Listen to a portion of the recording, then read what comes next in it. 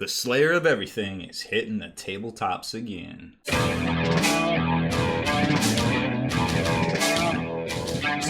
Spiky Bits.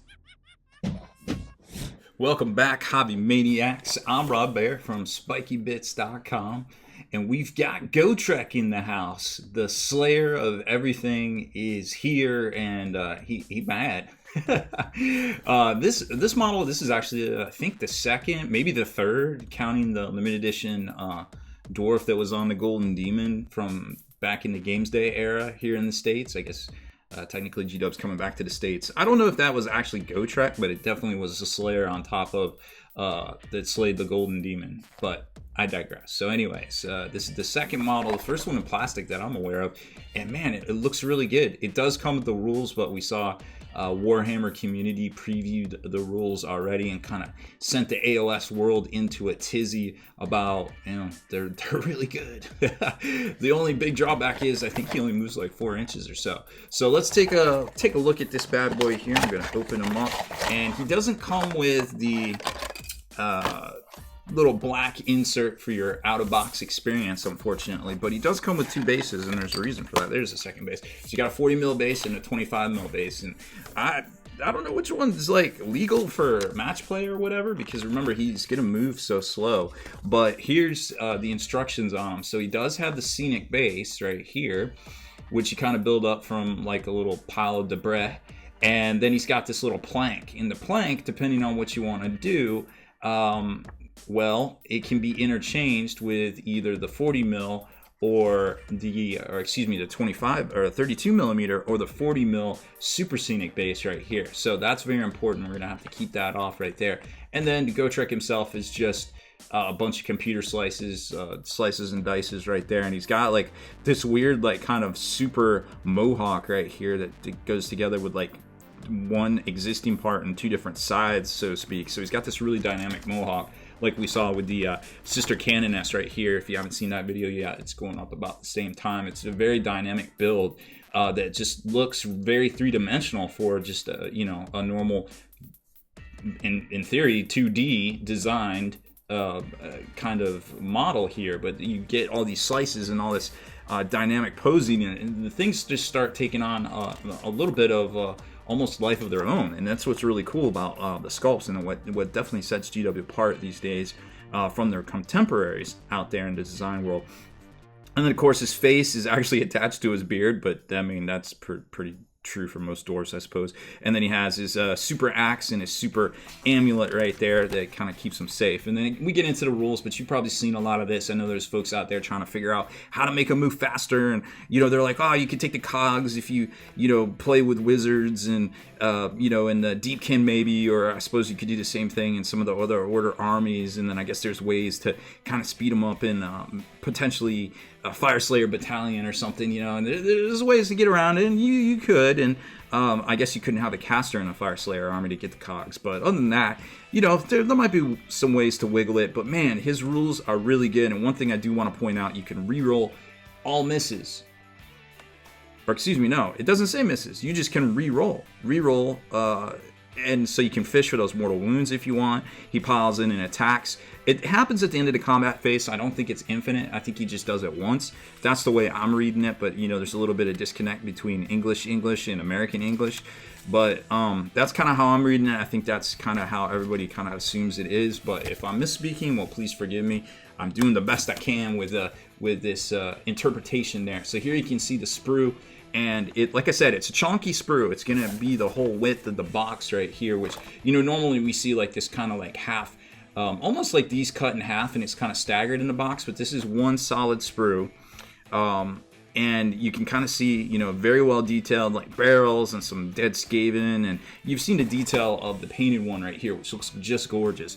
So you can do that, or you can just do the solid debris pile on the top, and then there's that plank of wood. It's going to be so pivotal, so important here. And then he's got his axe and everything, and he looks to be very sized pretty well, and I'm liking it so far. So let's get this bad boy cut out and put together and see what we can do about these 2 different bases here. And here he is. Look at this big chungus ready to just destroy anything and everything in his path. And man, I wasn't joking about this model being detailed. I mean, take a look at all that sculpted beard, the crazy tabard here. You got some, you know, iconic little caricatures here. And I mean, it's just everything. Everything just looks good and really works in here. And then look at that mohawk. You can barely tell that's 3 pieces, but look how dynamic it looks with all the like frillies up in there. This is a really, really well designed and thought out model. And the way they kind of hide all the gaps and everything with around right there, up around his shoulders and everything on the back, and then right there underneath his belt, you won't really kind of run into anything. Although in the past, you know, you always want to use your Tamiya super thin glue and Vallejo plastic putty as much as you can to fill those gaps, but I don't really see any here.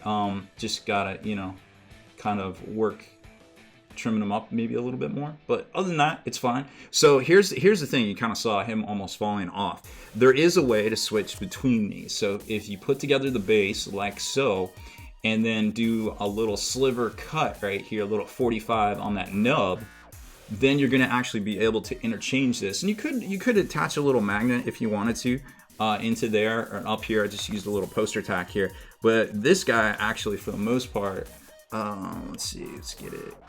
It'll snap. Of course, it's not going to do it while I got it on camera,